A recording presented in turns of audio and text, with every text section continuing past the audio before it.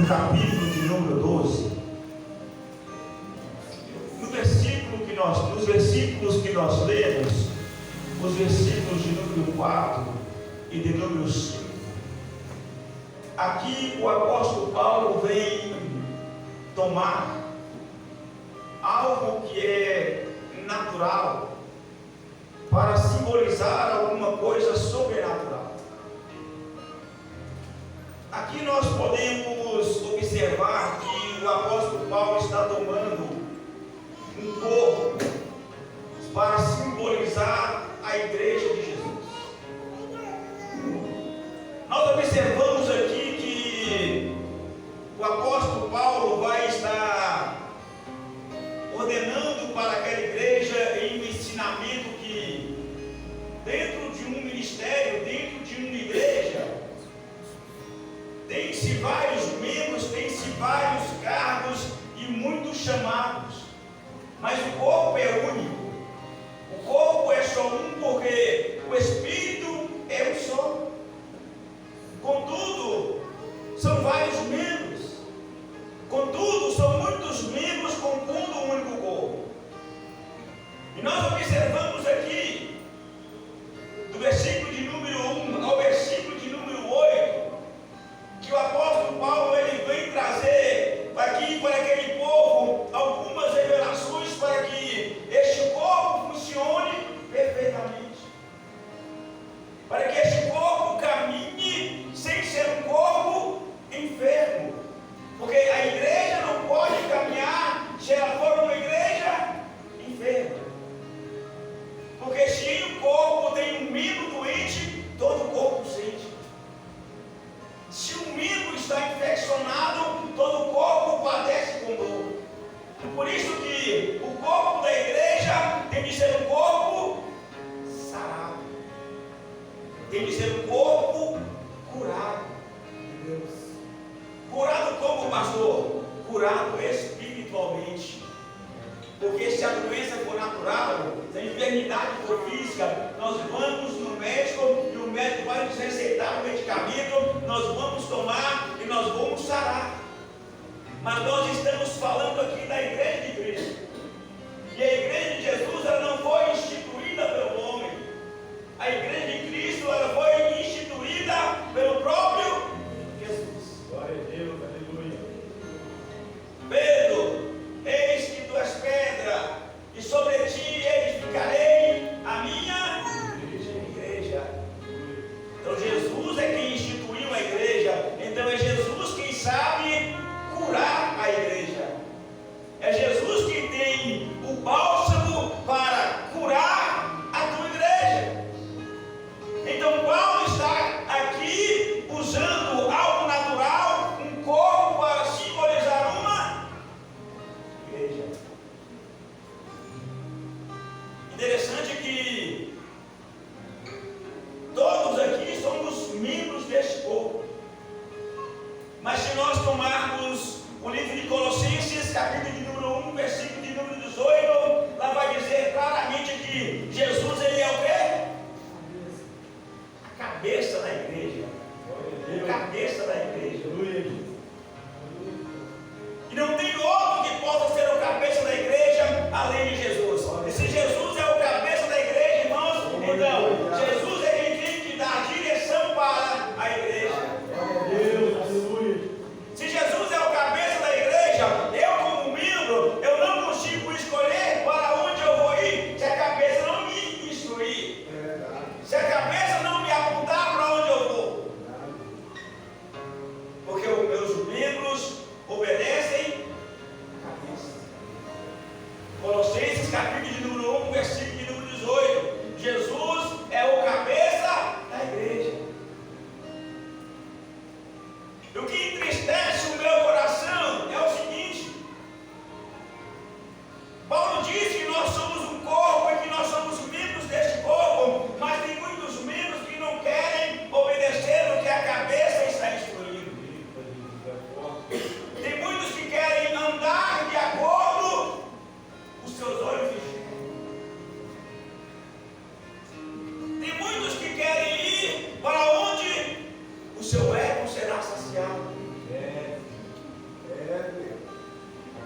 Mas o membro não pode escolher para onde vai se a cabeça não instruir. Ou melhor, até pode.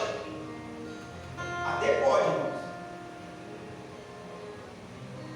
Porque nós temos o poder do livre arbítrio.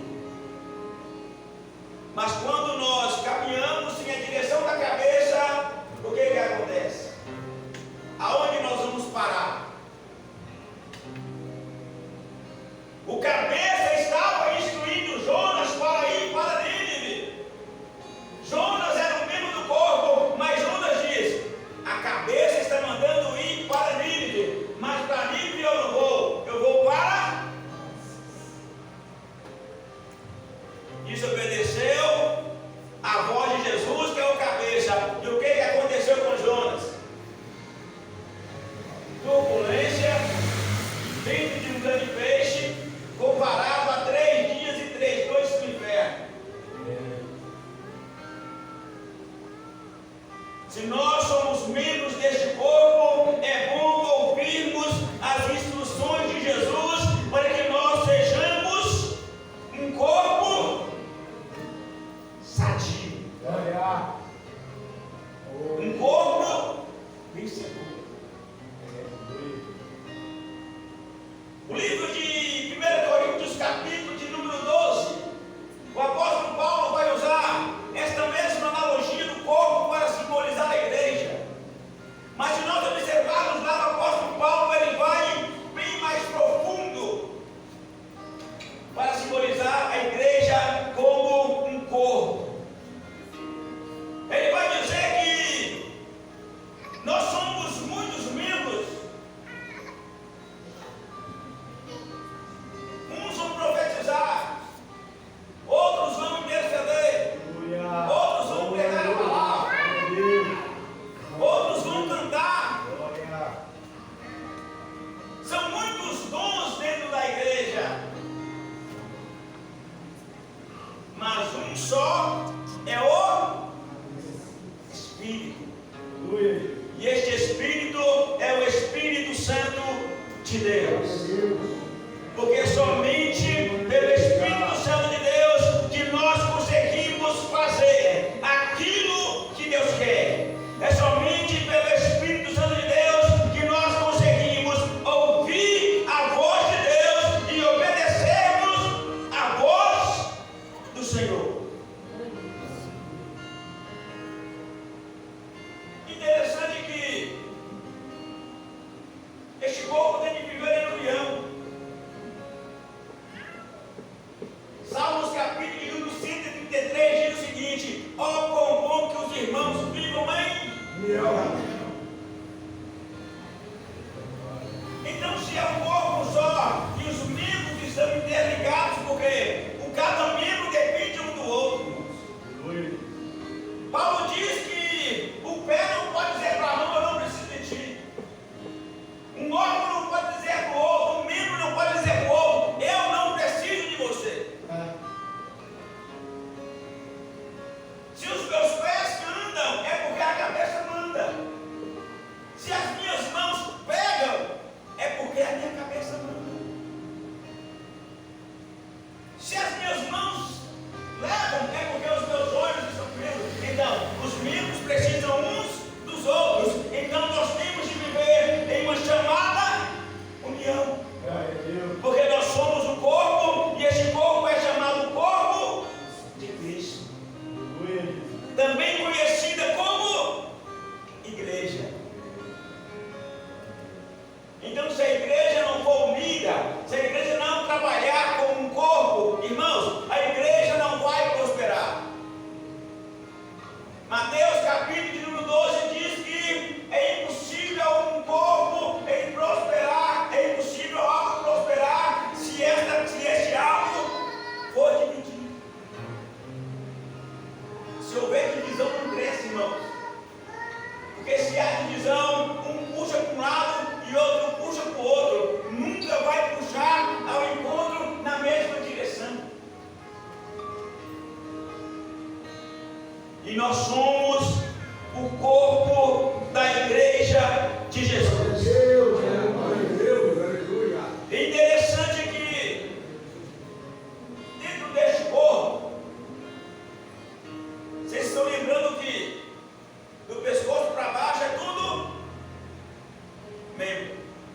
ou não? Colossenses capítulo 1 diz que quem é o cabeça da igreja? Jesus. Então, do pescoço para baixo, somos todos membros. Mas interessante que neste corpo, irmãos, nós vamos encontrar pessoas achando que são inferior a outras pessoas, achando que é um membro que não tem valor dentro da casa, achando que é aquele membro que é esquecido, que Deus não enxerga, que Deus não usa.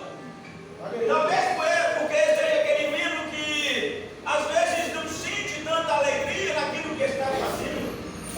Talvez é aquele membro que vem para a igreja e fica só no cantinho ouvindo a palavra. Talvez vai achar que é um membro inferior dentro da igreja, mas que Deus não está vindo.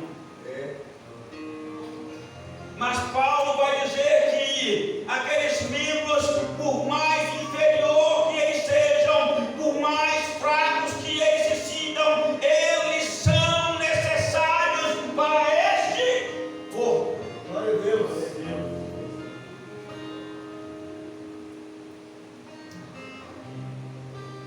Por mais fraco, por mais desprezível que este membro esteja se sentindo, Paulo está dizendo: você é importante para o corpo de Jesus. Jesus está se importando com você. Você é importante para esta obra de Deus. Você é parte deste corpo. E Jesus está dizendo: não importa, não interessa o que dizem de ti, contudo é o cabeça quem direciona, é o cabeça quem ordena. E Paulo está dizendo: Jesus é o cabeça da igreja. Lá e canta, lá baixou e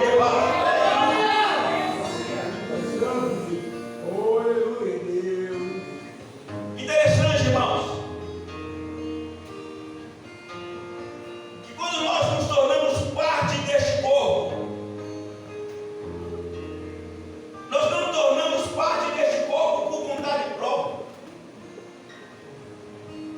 Nós nos tornamos parte deste corpo porque Deus nos chama como membros deste corpo. João capítulo de número 1 vai dizer que nós fomos feitos filhos de Deus, não pela vontade do homem, não pela vontade da carne, não, mas pela vontade de Deus. Se nós somos feitos filhos de Deus pela vontade de Deus, então Deus nos chamou e Deus nos agregou a este corpo. Então, quando alguém virar para você e dizer: você está aí por acaso,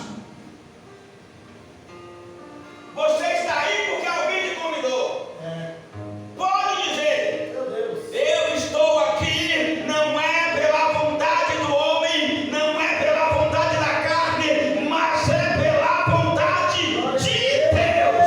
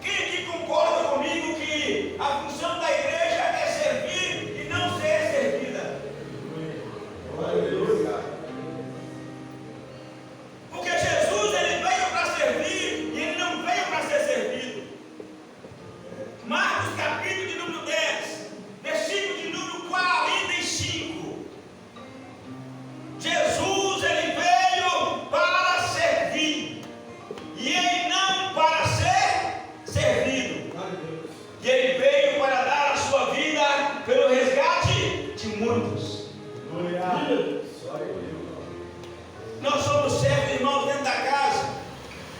Nós temos um chamado, um ministério de Deus.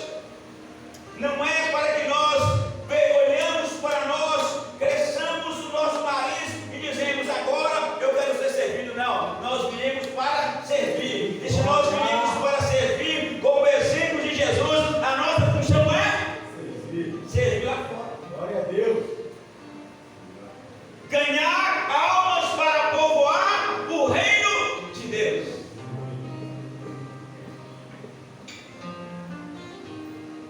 Porque Jesus instituiu um corpo sobre esta terra, e este corpo está presente nesta noite dentro da casa. Você é membro deste corpo.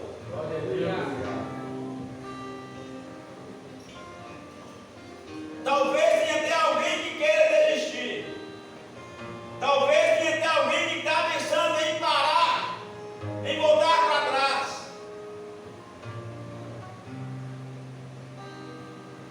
Você pode até fazer, irmão. Pode até voltar, pode até olhar para trás. Mas as experiências que a Bíblia nos mostra não são boas experiências. A Bíblia ensina que a mulher de Ló olhou para trás, ela virou o quê?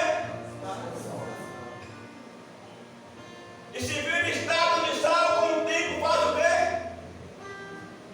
Dissolve. Acabou. Sim ou não? Sim. O estado de sal, ela persevera por gerações e gerações. Não. Só se Deus quiser, né? Aquele que põe a mão no arado e olha para trás no medíocre de. Se você lançou a sua mão no arado e está pensando em olhar para trás, não tire as mãos do arado. Glória a Deus. Aí anda lá, basumi, calabasé, mandou me levar. Glória a Deus. A experiência não é boa. Deus está dizendo: eu te chamei em um ministério, eu te coloquei, aleluia, em um trabalho para o reino. Então sirva enquanto é tempo. Você não veio para ser servido, mas você veio para servir. Então sirva a obra de Deus. Glória a Deus. Oh, aleluia. Presta atenção. Eu não estou dizendo aqui, irmãos. Eu gosto muito bem de frisar isso, porque talvez nós pregamos uma palavra dessa aqui, e a pessoa pensa assim: não, mas o pastor está querendo me alienar. Eu não saí da igreja, não. Jesus, ele não alienou ninguém. Jesus pregava a palavra e quem quisesse aceitar, aceitava. Quem não quisesse, virava as costas e ia embora. Ou se não, ficava perto de Jesus só porque tinha pão. O que eu estou dizendo aqui é o seguinte: que Deus tem algo grande para você. Deus tem chamado e ministério para você. Glória a Deus. Então, por isso, pela vontade de Deus, você foi colocado como membro neste corpo. Aleluia. Mas, pastor, se a igreja é o corpo, como que eu tenho de agir neste corpo? Como que eu tenho de proceder neste corpo? A Bíblia ensina, irmão. Fácil demais.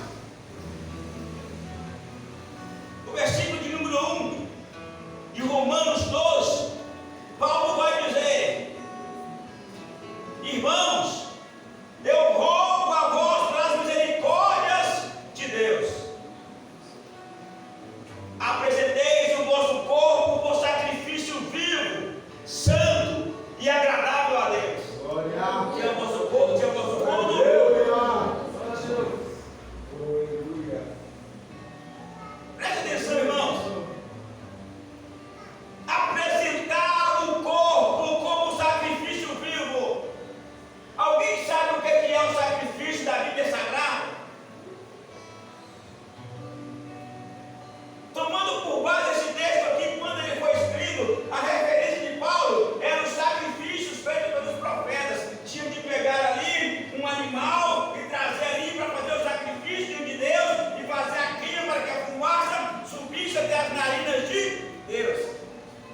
Nós estamos dizendo, apresenta-te excelente diante de Deus. Glória.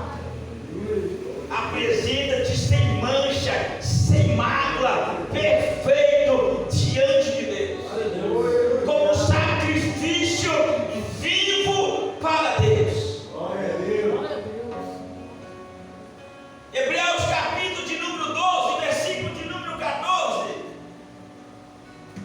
Lá vai dizer que sem santidade ninguém poderá ver a Deus.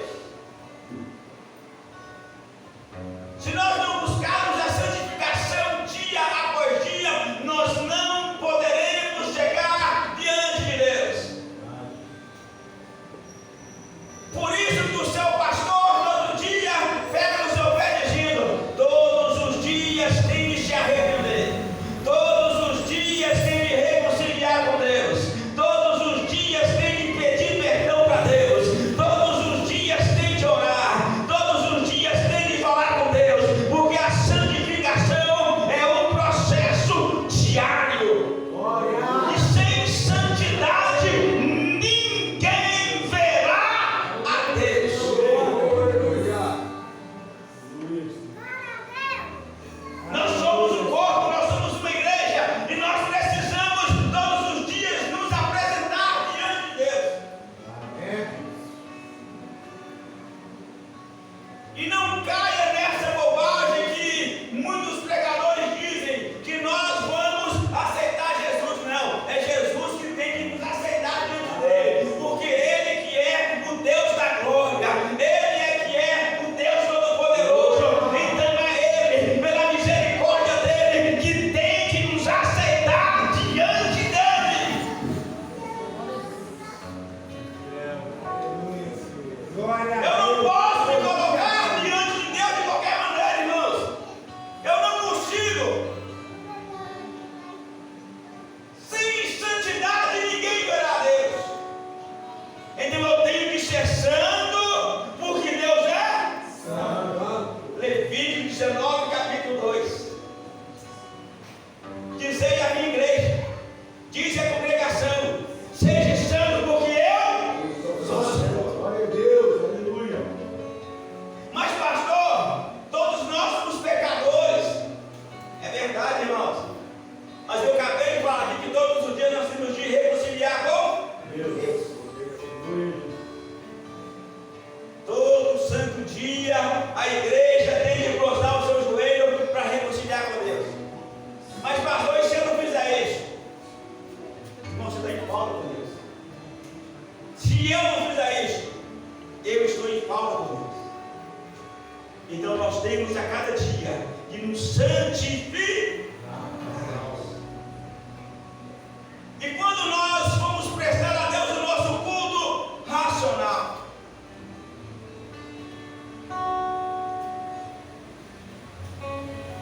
é quando nós adoramos a Deus de maneira correta. Se nós tomarmos o Evangelho de João, no capítulo de número 4, quando Jesus ele vira para aquela mulher samaritana e diz: o Senhor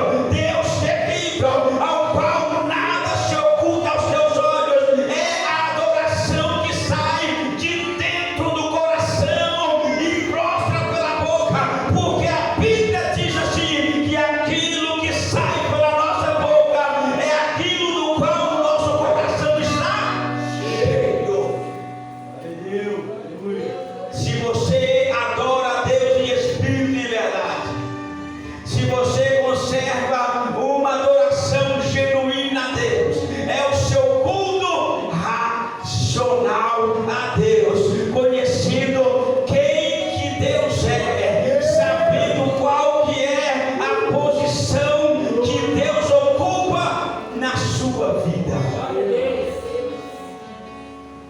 Então é interessante, irmãos, que nós venhamos para o culto sabendo adorar a Deus.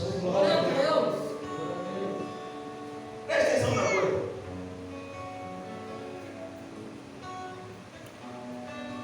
Paulo diz aqui assim, ó: e não conformeis com este século, mas transformai-vos pela renovação da vossa mente, para que vós experimenteis qual seja a boa, agradável e perfeita vontade de Deus. Paulo está escrevendo para a igreja do século I. Mas essa palavra de Deus, ela nos alcança no tempo de hoje. Quando nós dizemos para a igreja: não vos conformeis com este século, não vos conformeis com os acontecimentos do mundo. Paulo está ensinando para a igreja aqui, irmãos, que a igreja não deve se conformar com as coisas do mundo. A igreja não pode viver de forma natural, mas a igreja, ela vive de fé em. Então a igreja, ela vai se contentar com as coisas do Espírito. É por isso que hoje em dia, irmãos, nós não vemos mais o que acontecia na igreja primitiva acontecer mais nos dias de hoje. Hoje em dia, nós não estamos vendo mais paralíticos andarem. Nós não estamos mais enxergando, vendo pessoas cegas voltando a enxergar dentro da casa de Deus. Mas, pastor, por que isso acontece? É porque a pessoa que vem, às vezes vem até acreditando que vai acontecer. Mas o que é ensinado para ela é: faz isso para Deus, que Deus faz isso para você. Meu Deus! Traga uma oferta para Deus e Deus vai fazer para você. Eu só preciso ter uma coisa, irmãos, para Deus operar. O que é? Fé. Paulo olhou para o paralítico que estava em Listra e Paulo viu que ele tinha fé para ser o quê? Então Paulo profetiza sobre a vida dele e ele é pela fé em Jesus. Então nós não podemos nos conformar com este século. A igreja de Jesus, ela não pode se conformar com o mundo em que estamos vivendo. Nós não podemos nos contaminar com o sistema do mundo, porque o que nós almejamos não está na terra, mas está nos céus.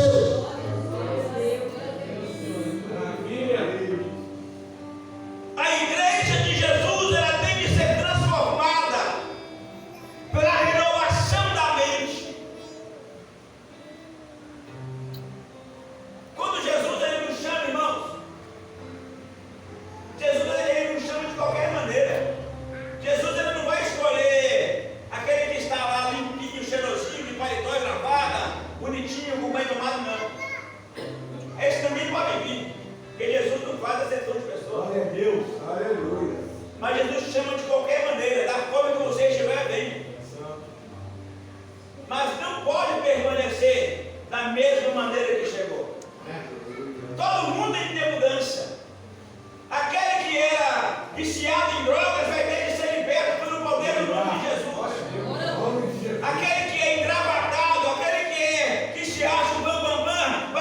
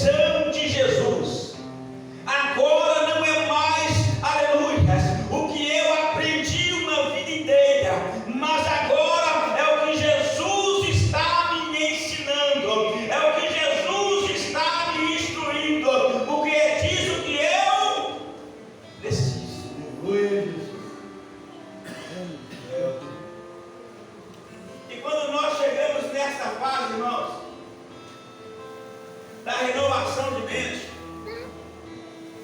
Aí nós vivemos aquilo que Paulo viveu, Paulo foi bem claro quando ele disse, lá em Gálatas, capítulo de número 2, versículo de número 20. O pastor gosta muito desse versículo. Não sou eu